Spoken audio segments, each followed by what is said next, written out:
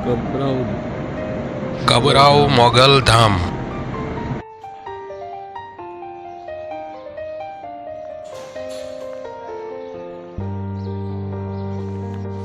यह मंदिर मोगल माँ को समर्पित है।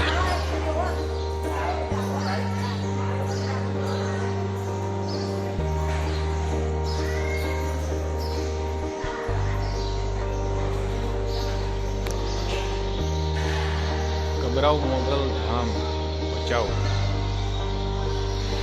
कबराऊ मोगल धाम गुजरात के कच्छ जिले के भचाऊ तालुका में स्थित एक अत्यंत प्रसिद्ध और पवित्र हिंदू मंदिर है।